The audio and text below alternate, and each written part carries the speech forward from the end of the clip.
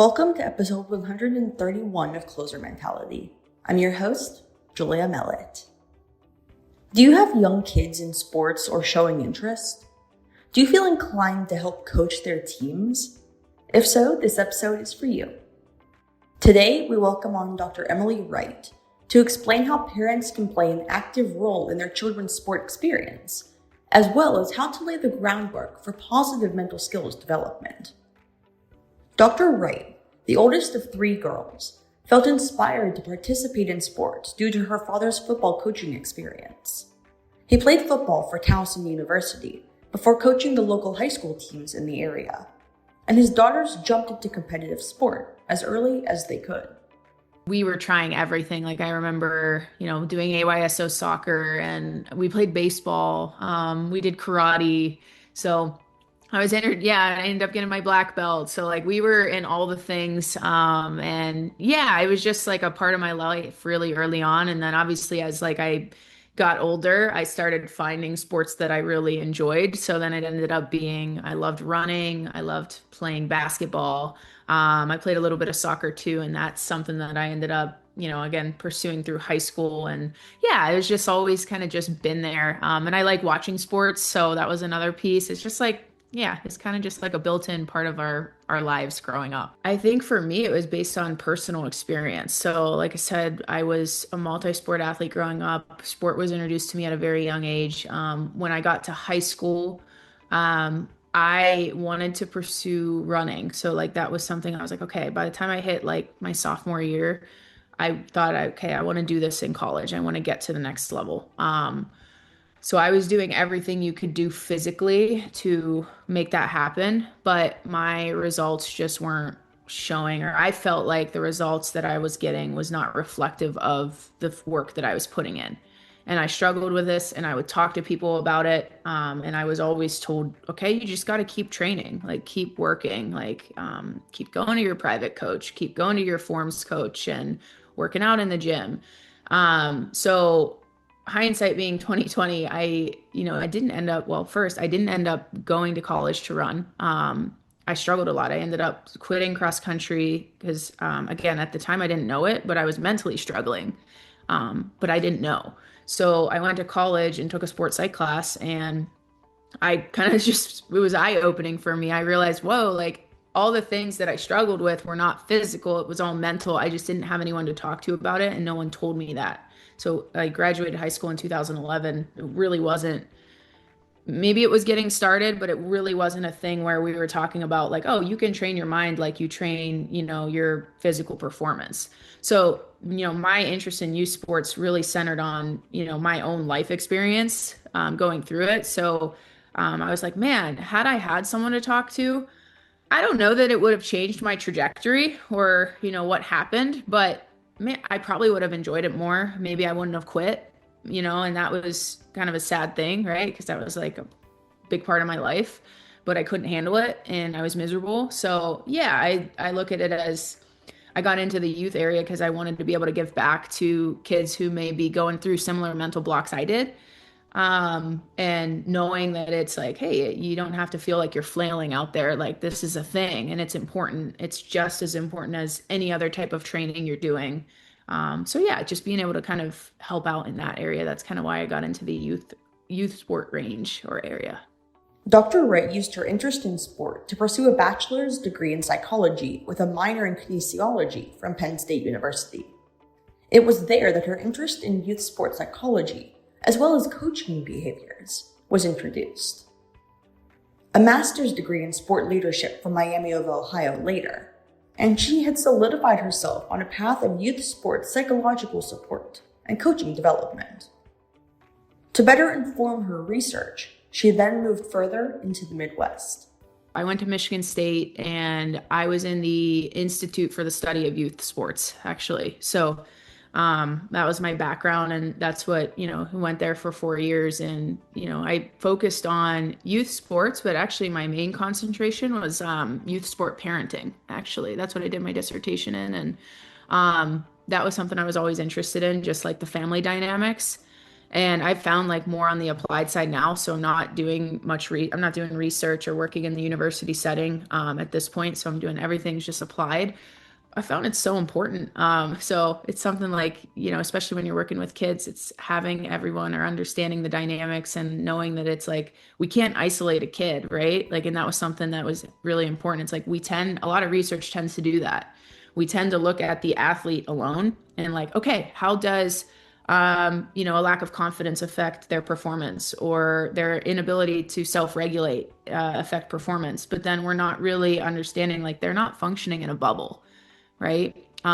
So like to really understand a kid's sport experience and how we can best support them, we have to kind of like broaden our scope. That's my opinion.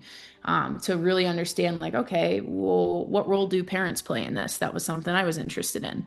And yeah, I know some of my colleagues are really interested in siblings, right? The dynamics there. So anyways, that was just like what my training was in. And that was something that I pursued through those 4 years that I was at Michigan State. Dr. Wright better understood the inherent layers of support, especially stemming from the parental unit, that youth athletes pulled from in times of struggle. I think it's up to 12 years old or up to 12 years old, like kids' main sources of information are their parents, right? So I think, and then after 12, it starts to shift where we care like high school age around that middle school, high school age, you start to care more about what other people think. So then we start to look to our peers for information and then coaches.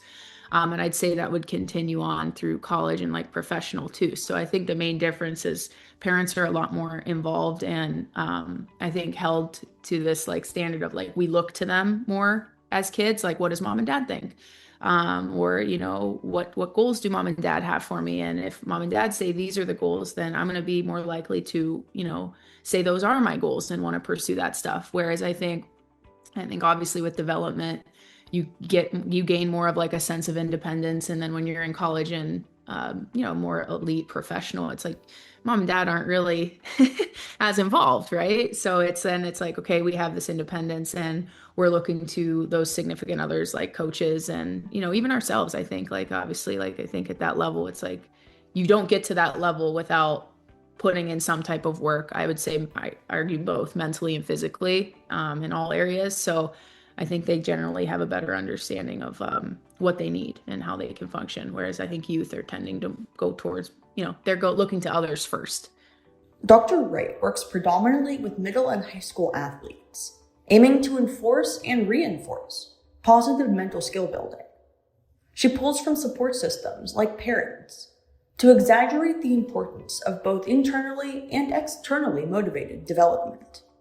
How I like to introduce it is I think sometimes I think we've gotten better with the stigma around like the mental side of sport. And I think it's improved quite a bit, but I think there is still that like for younger people, it's kind of looked at as at times like a weakness or something like they don't necessarily want to talk about because they feel like it could be like a problem. So I like to introduce it, especially at a young age. And I think I gear it more towards the families as a whole, because I think that's also something to consider when you're working with youth. I like to really make sure the parents are engaged. It's like understanding that just what I've talked about before in terms of my experience, I think it's a really good foundation for making your sport experience and performance better. But even more so for kids, it's like, let's start planting the seeds early so that they can start developing these skills like that can be used in life. And again, that they're prepared as they do continue to move up or compete in their sports and get older. It's like we have built a base for things like confidence and managing emotions and handling your focus or being able to focus on the right thing. So I like to introduce it as it's big picture. These are really important attributes for sport performance. But what's really important, I think, is building the base for life skills that will carry you way beyond sport. That's kind of how I like to look at it. And that's kind of from my positive youth development background. That's kind of what I carried with me from school. When she sits down with youth athletes, these sessions are normally the athlete's first experience with mental skills. So Dr. Wright tends to set the building blocks first before diving into the more complex emotions. You have to just like make it as practical as possible. Like you can't, and that's something I don't even like doing that with like the high school and college athletes I work with, where it's like, I don't want to sound like a textbook. when I'm talking to kids are like, yeah, that background and that education, of course, is so important. I think you need that, like research to practice approach. But I think it is a skill in itself to be able to deliver that research to practice approach in a practical way, right? So I think it's like being able to meet kids where they're at, and introduce these topics or these attributes in their simplest form, right? And I think how I do that, or I try to do that right now, is with making it super engaging and interactive. That's something I find working with kids is like it's so important. And I do a lot of my work on Zoom, especially post COVID. It's just I found that, and for families too, it's just way more convenient. Where I do in-person work as well, but there's a lot of kids that I meet with on Zoom, so it's always trying to be creative with, okay, like if I'm going to talk about confidence, can I find a video of an athlete like Kobe Bryant who's discussing it, who they can relate to? Or if I'm trying to define it, okay, this is the definition from the textbook, but how can I kind of break that down and make it manageable for a kid who's 14 years old to understand? So, like, for example, with confidence, right, I usually talk about it as, hey, confidence is something you do, right? Yes, it's that feeling of knowing you can do something well, but it's something you do. So let's talk about actions that create confidence for you. So just trying to really break things down into their simplest forms, but it's definitely challenging, I would say. I think sometimes, like when we're talking about things like confidence or managing emotions, it's at times more difficult for younger kids or like that youth age to comprehend or really understand, because maybe they don't have as many like life or sport experiences with it. Whereas like if I'm working with a college athlete, it's like, okay, like I could probably tell you, or a college athlete can tell me about a time when something happened that rattled their confidence. So I think it's just trying to like familiarize youth with obviously what these things are, but also then getting them to think about it and actually understand how it's affecting them in their sport. I don't know that youth always come in with that understanding of like, okay, like I think we generally have an idea of, okay, yeah, confidence is important, or it's important to focus. Like we're told that a lot, but I don't know how often then they're being taught how to recognize it and how they experience it. So I think it's a lot of that too. Just like there's just a little bit less like experience with younger kids. That's a facet of her work that Dr. Wright says bucks the traditional childhood ABCs of development. Now that more families are communicating openly about emotions and emotional regulation, an increasing amount of youth athletes come into sessions at least primed with the basics. They already understand skills like confidence, self-awareness, self-efficacy, and determination. Because it's interesting. It's like you could get kids who are really well versed and understand, like they're really reflective and self-aware, or is like others same age, like just lack complete self-awareness. So I think it's for me kind of figuring that out in the initial session. Like it's not something I always spend time with. Like before I would ever like work with an athlete in like regular sessions, or we do some type of package together, I'm always telling the families and the athlete, like we'll start with an initial so that we can obviously get to know each other better, and then work through your assessment, and then gives me an idea of like, okay, where are they at? Like, where are they coming in? What's the foundation? And then from there, I say like, hey, if this is a good fit, like, or we both agree on it, then we can keep going. But I think in the initial session, you do learn a lot about people, in terms of like just even open-ended questions that I will ask. It's like you get a pretty good idea if you ask them like, hey, when's a time when your thoughts didn't help you on the field? And if it's like pulling teeth, or it's like really hard for them to kind of like reflect on something, then to me, it's like, okay, we probably have to start right at like that before we get into any skills or start really trying to apply these things. You have to build the awareness around like how they're experiencing it, when they experience it, what is it like for them. So that's something I like to do in like an initial call. The increasing ease of introducing these concepts to children, Dr. Wright says, is a massive clue that an ongoing mental wellness dialogue is trickling down from professional sports into youth sport. I think it's more so we're just talking about it more and normalizing it more as a part of performance. Like today, we're seeing it's like a part of holistic development, athlete development. I think we still have a lot of work to do in a good way, but I think it's more discussed as I think compared to like when probably you and I were in sports, we're looking at this stuff now more as an enhancer rather than like a weakness. So it's an enhancer and a separator. And I think that even just alone opens doors to being more likely to want to try and use these things and learn about them, learn about mental performance and these attributes. And I really do. I think that's how it's different. We're not looking at it as, like I said before, it's not a bad thing. It's an important piece that if you really do, and again, I know this obviously varies people's motivations for playing sports, but for those who do want to continue playing and like how I was in high school and wanted to go pursue it at the next level, I think you have to decide to work on these things. Like, I don't think it's a choice. Like, I really do. I think it has to be a piece of your, in some way, it has to be a piece of your, training. Is something interfering with your happiness or preventing you from achieving your goals? Regardless of if you have a clinical mental health issue like depression or anxiety, or if you're just a human in this world going through a hard time, therapy can give you the tools to approach your life in a positive way. That's why I'm excited to tell you about today's sponsor, BetterHelp. BetterHelp's mission is to make therapy more affordable and more accessible. This is an important mission because finding a therapist can be really hard, especially when you're limited to the options just in your area. BetterHelp is a platform that makes finding a therapist easier because it's online, it's remote, and by filling out a few questions, BetterHelp can match you to a professional therapist in as little as a few days. It's easy to sign up and get matched with a therapist. If this sounds like something that could help you, there's a link in the show notes to get you started on your therapy journey. It's betterhelp.com/closer mentality. Clicking that link helps support this channel, but it also gets you 10% off your first month of BetterHelp. Because finding a therapist is a little like dating.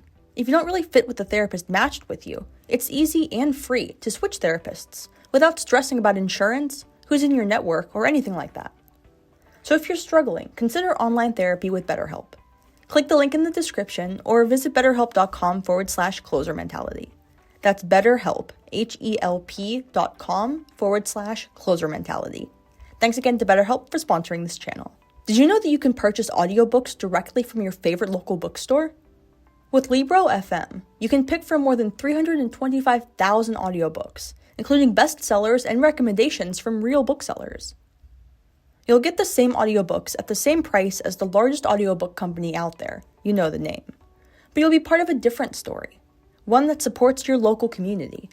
If you're new to audiobooks, they're the perfect way to squeeze more reading into your busy life. Listen with the free Libro FM app while you do chores, walk the dog, or relax at home. If you already love audiobooks and don't know what to listen to next, check out recommendations from the people who know best, booksellers. Closer Mentality has partnered with Libro FM on a special offer. Through the link in the show notes, you can get 2 audiobooks on Libro FM for the price of 1. Offer only valid for new members in Canada and the US. Thanks to Libro FM for sponsoring this podcast. When asked what she thinks the most important building block to success is, Dr. Wright said confidence. From confidence sprouts every other mental skill, and thus success. I think I would say confidence because, and I'll tell you why, because I think most people tend to get their confidence from external things. And I'd say that's across the board from youth all the way through high school and beyond. Okay. I think external things like winning and getting results and pleasing others. And, we get confidence when someone recognizes us, which is not a bad thing. I will say too. I'm like, you will get confidence from those things. But where it becomes a problem, and this is what I see with a lot of youth I work with, is if those are the only places you get your confidence, we're going to have issues.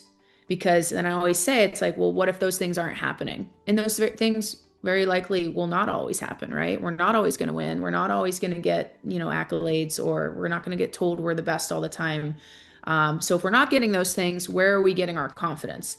And I think kids really struggle with that because if they're lacking confidence, then a lot of times I think that feeds into more negative thinking. I think that creates, I think it can kind of relate to that idea of fear of failure. So then it's like, hey, if my confidence is based on, results, then I don't want to mess up ever. So then I go in and I'm afraid to mess up. So then I don't play my game. So I think there's a lot of connections there that kind of stem from, hey, we need to be able to help kids create confidence for themselves, like that idea that it comes from within, and understand how to do it. Because again, it's like we tell you to be confident, coaches, I'll tell kids to be confident, family members will, but then how often do you really actually teach them what that looks like or how to implement it. So I think confidence is really important.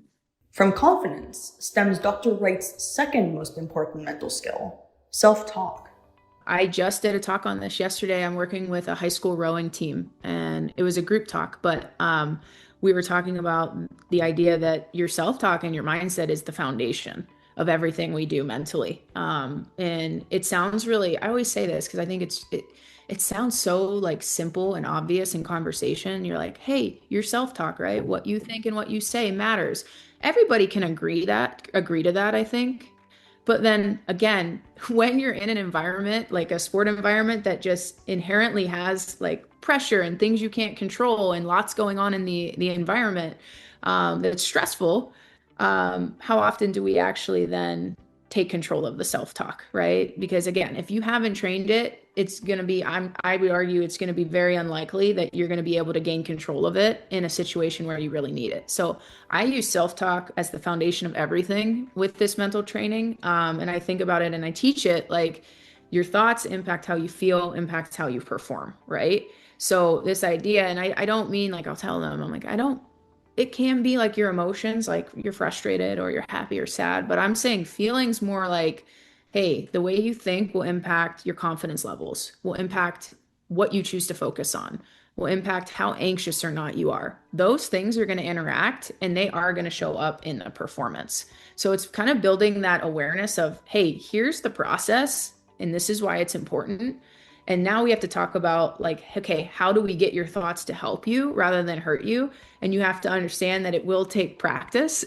So like if you're going to say like, hey, I'll just tell myself I can do it. And it doesn't really mean anything to you. And you're just kind of like, yeah, I'll talk to myself in the right way. It's not going to be helpful, right? Or it'll be inconsistent. I shouldn't say it won't be helpful. I just think it'll lead to inconsistencies in performance. Dr. Wright works with teams on reinforcing mental skills, even when things are going well. In that way, youth athletes can better integrate these practiced skills during times of real need or struggle.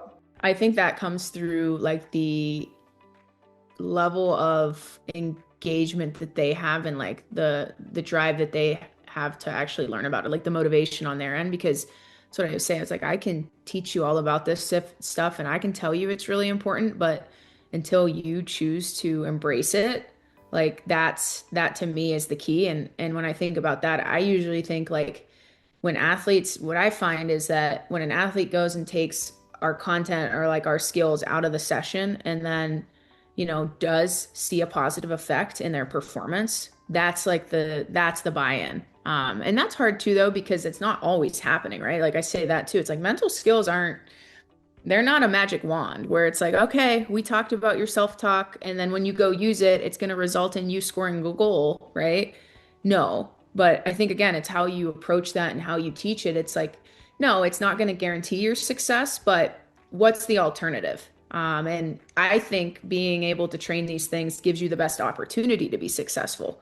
So yeah, it's not going to be immediate or maybe, but I don't know. I just think you have to think about it as it's an enhancer and something we should care about that will give you a great opportunity to be successful, but it's not a hey, we wave the magic wand and it's great, right? But I do think like when they do have that experience, which I think they will whenever they do work at it and they're intentional, they will have like a good positive impact. That's when I think they're like, okay, like I can get on board with this. As youth sport trends toward early sports specialization, practitioners like Dr. Wright have seen concerning issues surrounding youth athletes exiting amateur sport, ill-equipped to handle the pressures of elite competition. Some of those sports too, it makes it difficult because they're like, you don't want to say they have to start early, but like there are those sports like figure skating you just mentioned or gymnastics. It's like, okay, starting early is kind of like the norm, right? So that makes it harder to make that decision of like, well, should I specialize or not? So I will say too, I feel for parents because I just think it's hard to know what's right or not with like the specialization. And they're probably also getting pulled in all different directions. I think that comes up too, where I've had kids who tell me like their coaches are telling them, hey, you can only play my sport. You're not allowed to do other sports.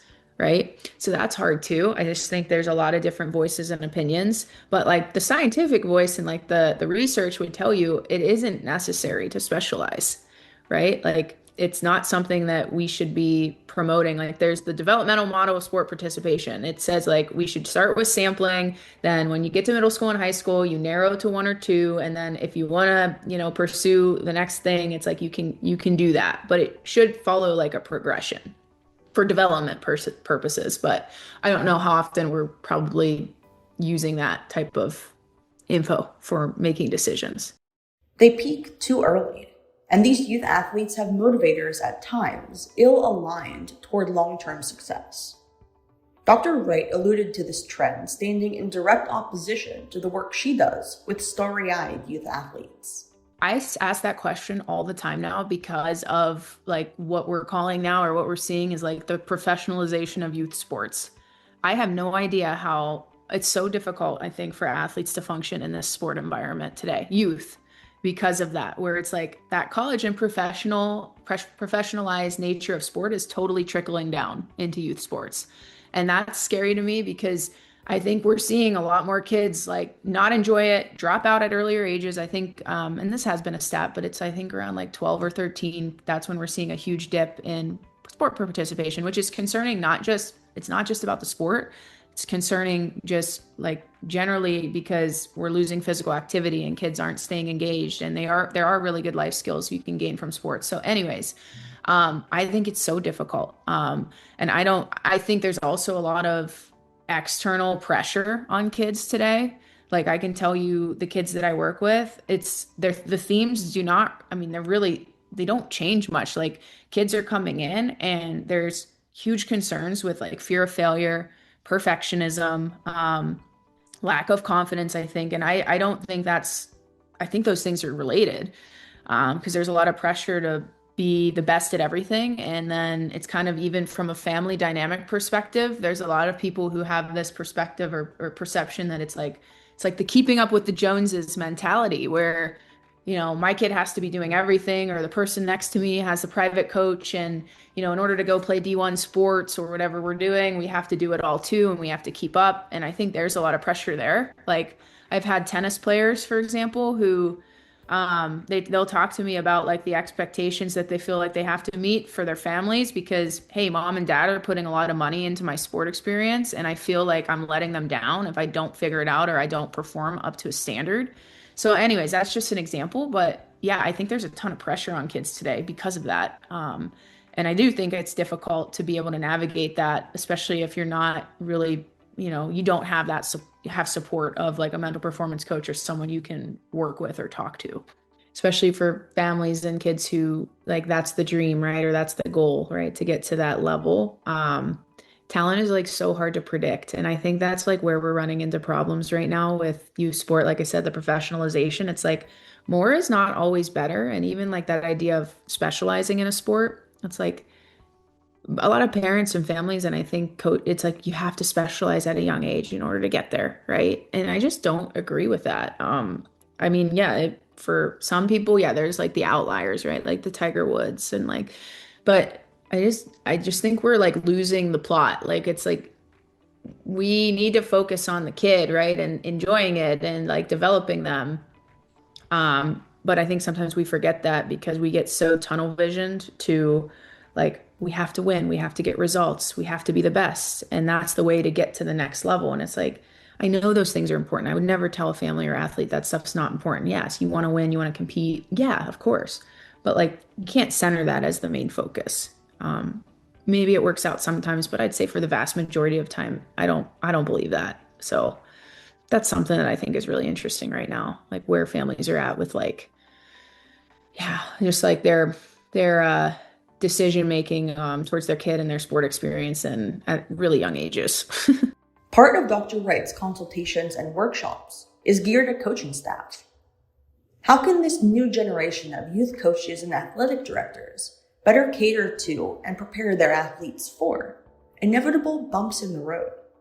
With ADs and parents and coaches, it's again the idea that it's about holistic athlete development, right? And I don't think it's possible to be at your best without, caring about the mental side of this stuff or the mental side of training. So to me, it's about like, okay, if you're a coach, especially when you're working with youth, it really should be about developing the person as a whole, right? I know that sometimes is, we care about the sports and like the performance and the results, yes. But at the big picture, right, we're trying to develop this kid and prepare them for whatever is next. So I just don't think you can tell me that, mental training isn't going to be a part or shouldn't be a part of that, right? So I kind of just present it as, especially with families, like I said before, it's such a great tool to help your kid have a better sport experience, right? Or better performance outcomes when they work at it. But at the same time, we're talking about developing this kid to prepare them for life.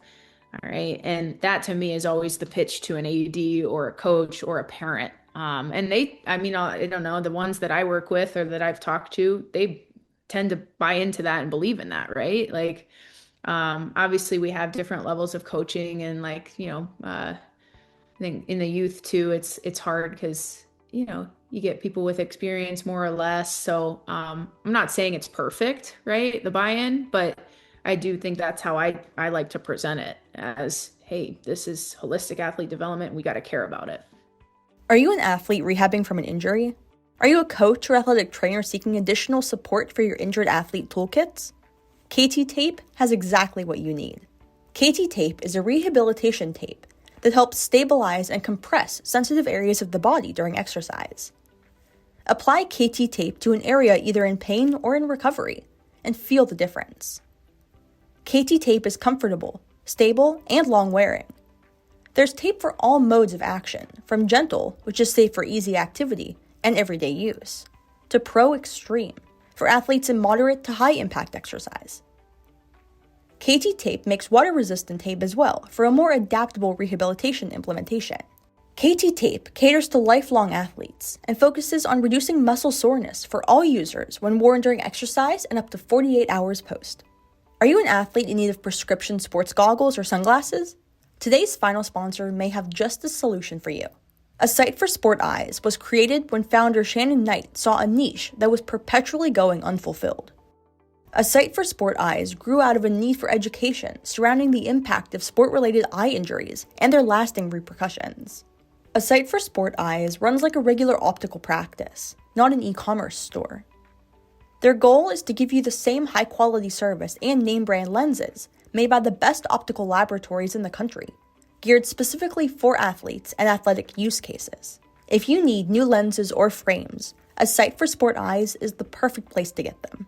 The links to BetterHelp.com, Libro FM, KT Tape, and A Sight for Sport Eyes are all in the show notes. Now, let's get back to the episode.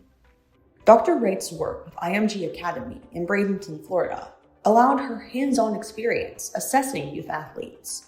She worked as the on-site mental performance coach for more than 1,500 student athletes from 15 primary sports. The elite boarding school approach of IMG Academy created a unique factor to Dr. Wright's work environment. When atmospheric immersion plays a role in performance, how quickly does success actually follow? For IMG Academy athletes, it's more, it's like ingrained in their systems, right? Like they go to school there and that is something that's introduced at a really early age. And I think that's just something that they learn is important right from the start. Like that's something that, and that's a part of their days. Like that's a part of the routine. Like we're not just, obviously there's the physical training, they're going to school but the mental training, there's time set aside for that. And I think maybe this is just a really, I don't know, just maybe seems obvious, but like it's emphasized, right? And it's talked about.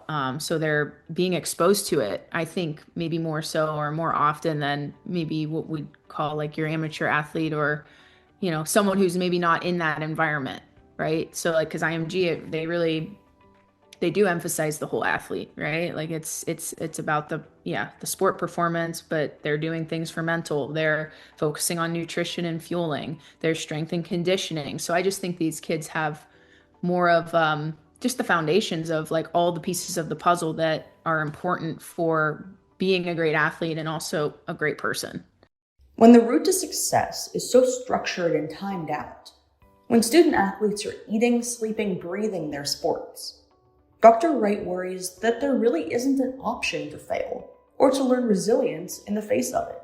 I think that's just something you have to normalize. As I don't even think it's possible to function at 100% all the time. That's something I share with my athletes all the time. It's like, you're very likely not going to be, I use like a stoplight analogy. It's like green, yellow, red, right? Most athletes to me are spending their time in the yellow zone. Like I'd argue like 80% of the time we're going to be in yellow.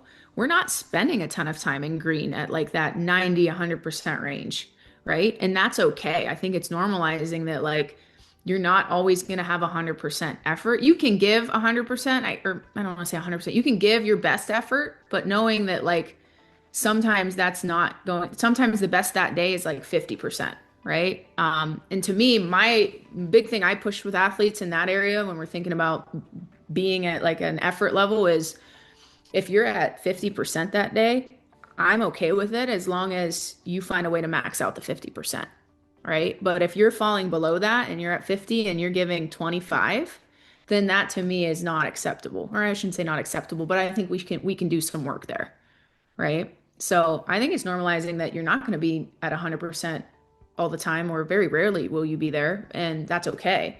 But it's learning to work with what you have in that moment. So yeah.